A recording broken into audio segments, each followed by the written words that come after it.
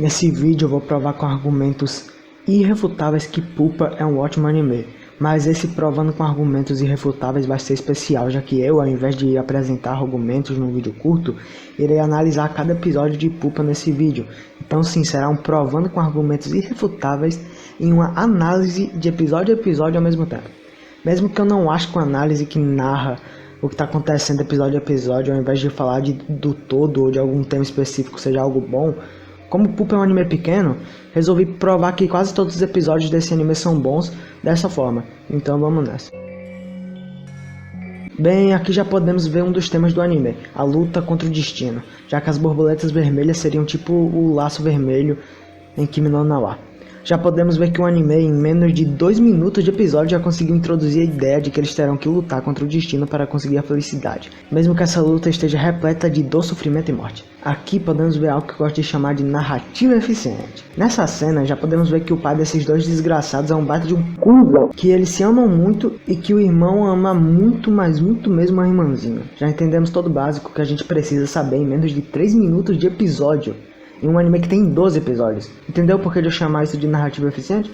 Tudo que precisamos saber nos é apresentado de uma forma eficiente e muito simples de se entender. O primeiro episódio realmente é algo que podemos elogiar nesse anime. O anime vai usar bastante desses ursinhos. Mas pra que exatamente? Muito simples, meu caro pupeiro. Ele usa isso para representar o ego dos nossos personagens principais. E quanto mais estranho é o ursinho, mais o ego deles está enfraquecendo. Também é usado para representar os personagens em flashbacks, ou seja, multifuncional. Ok, vamos pro segundo episódio. O episódio começa com um flashback mostrando o passado dos irmãos, tipo o episódio de Fullmetal, Brotherhood, só que de uma forma bem feita, óbvio, né? Porque, né? Aquilo lá... complicado. Fullmetal é um anime complicado. Continuando, esse flashback serve para nos mostrar o quão sofrida foi a vida desses dois pimpolhos. Um pai que batia na mãe que, quando se cansava, batia neles, uma mãe ausente, só restava os dois ali, tendo que viver com esse tipo de família completamente desestruturada, onde só podiam contar um com o outro. Essa parte mostra um interessantíssimo conflito de personagens já. A Yume está comendo seres humanos sem parar, sentindo uma fome incontrolável, e mesmo que ela não queira fazer isso, ela não consegue parar, porque o corpo dela anseia por mais e mais carne humana. Ela virou um monstro insaciável e não quer que o irmão dela a veja daquele jeito, já que ela tem medo que ele pare de amar ela e tem medo de machucar ele. Mas mesmo desse jeito, Utsu ainda mostra carinho e afeto por ela, que é ironicamente retribuído com uma bocanhada de loli monstrenga horrível do pai nosso. Essa cena mostra um peixe no live action sendo cortado e liberando as tripas pro boi comer. O que eu interpretei disso tudo, depois de passar vários anos lendo Kant, Platão e Nietzsche, e depois lendo Kant, Platão e Nietzsche, e depois fazendo a mesma coisa, porque só conheço esses filósofos, depois de anos eu consegui interpretar que o peixe aberto nessa cena e a aparição do pai logo depois falando "nós somos iguais", significa que, por dentro, na parte mais interna da nossa querida protagonista, ela é igual a ele. Tanto que mostra um peixe sendo aberto e mostrando as entranhas dele, para mostrar que eles são iguais até na parte mais feia do corpo humano. Essa simbologia toda aí só para mostrar um conflito interno da Yume, que por ser igual ao pai, tem medo de abandonar as coisas quando ficarem muito complicadas, como ele fala nessa cena. E ela vai ter que lutar contra isso para não abandonar o seu irmão e talvez sua própria humanidade. E tudo isso que eu disse é simplesmente muito foda. Uma coisa que deixa essa minha teoria mais forte é a cena que vemos a seguir. Ela negando que matou o irmão por medo de cada vez mais perder sua humanidade. Depois ela ainda continua sofrendo pela dor de ver outros humanos como carne e friboi, se desprezando por isso. É assim, meus amigos, que são feitos bons personagens. Enquanto vocês ficam babando o ovo do Shinji porque "oh my god, eu tô de pressure", personagens bons mesmo, tipo a Yume, são negligenciados por vocês, seus hipócritas. Por sinal, ela também é negligenciada pelo pai e pela mãe, não só pelo público. 7, muito triste. Ok, continuando depois de tudo isso, o Onishano dela aparece e fala que vai proteger ela pra sempre. Depois tem um corte, a gente vê os dois na porra de um banheiro público. Puta que pariu, pra ser na casa deles, mas que cara. Continuando, eles estão no banheiro e a Yuma tá literalmente comendo Utsu e chorando no processo, já que ela acha a carne do irmão uma delícia. Mas ela sabe que isso machuca ele, mas não consegue evitar de comer a carne do irmão, fazendo com que ela seja, na minha humilde opinião, de alguém que tá sempre certo, uma das personagens mais complexas dos animes. Depois disso temos a incrível revelação que ele também é um monstro. Que tipo de monstro, você me pergunta? Um monstro que bate na irmã e depois sai pra beber com os amigos pra chegar em casa bêbado e bater mais ainda na irmã? Ou um monstro literal mesmo? Descubra quando eu começar a falar do episódio 4, no caso vai ser agora. O episódio começa e conseguimos observar a Yumi pela denha, do jeito que os Loricon gostam. Gostaria de avisar aqui, não é porque o anime é mais inteligente que os outros demais, que ele não tem aquele fetiche lá nas lore, já que, como posso explicar isso, esse desenho japonês, né, um desenho japonês, isso de ser um desenho japonês por si só já diz muita coisa.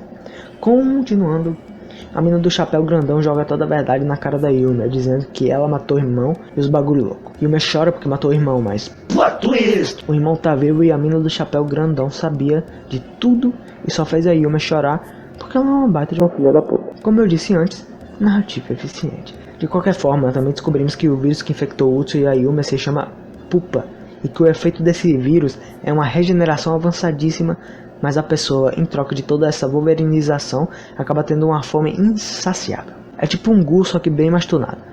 Nesse episódio também descobrimos que o Utsu também é assombrado, entre muitas aspas, por ter o mesmo sangue e ser igual, entre muitas aspas, de novo, ao pai dele. Nesse episódio acompanhamos uma mãe em suas desventuras da gravidez. Ela sabe que está carregando um monstro dentro da barriga dela e, para não arriscar a vida do filho, ela decide fazer um aborto. Mas no momento que ela pensa isso, um monstrinho periculoso faz ela ter uma dor de barriga das braba. E essa foi a forma do monstro periculoso dizer que não vai deixar ela fazer um aborto, já que o monstro periculoso é conservador. Depois de dar luz ao monstro periculoso, conhecido mais popularmente como Yume, ela entra numa noia e decide matar a filhinha monstro conservador, já que ela realmente é um monstro e o episódio deixa isso bem claro.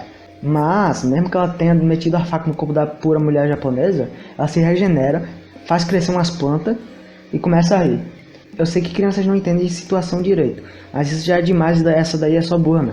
Bem, a mãe aí pirou e pra ter certeza de que não tá sonhando, ela pediu pro marido dela bater nela, já que a dor vai fazer com que ela tenha certeza de que não é sonho. Ela é a famosa mulher de malandro.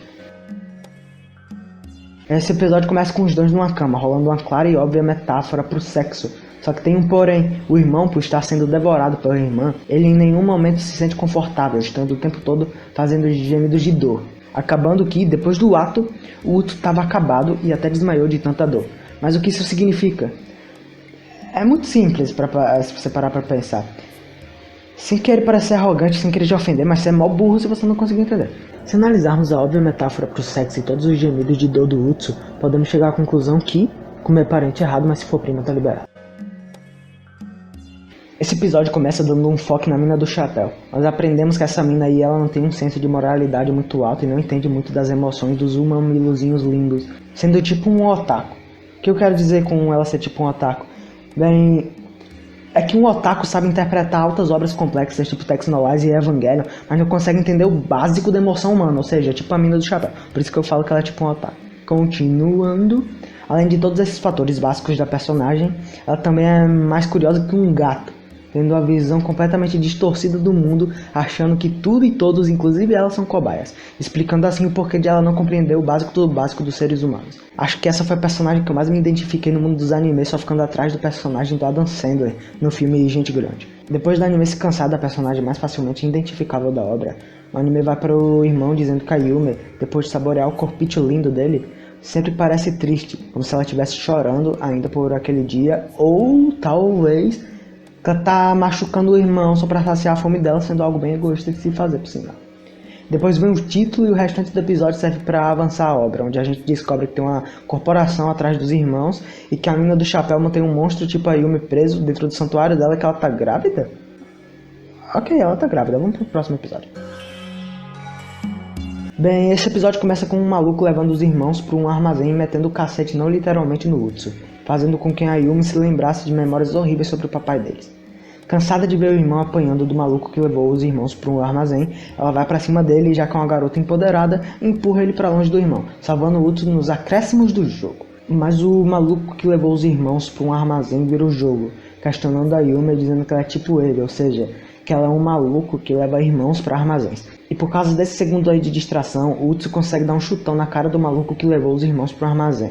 E começa a aparecer o papai deles, passando a mensagem que filho de gente ruim é ruim também por hereditariedade, mas que tem que ficar lutando para ser uma boa pessoa e não deixar o lado mal do pai ou mãe vencer essa luta interminável e...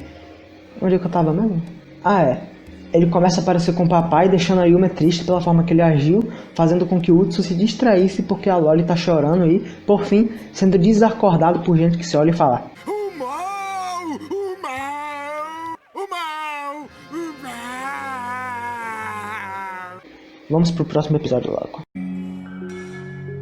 Esse episódio mostra um começo de um filme mais 18 BDSM.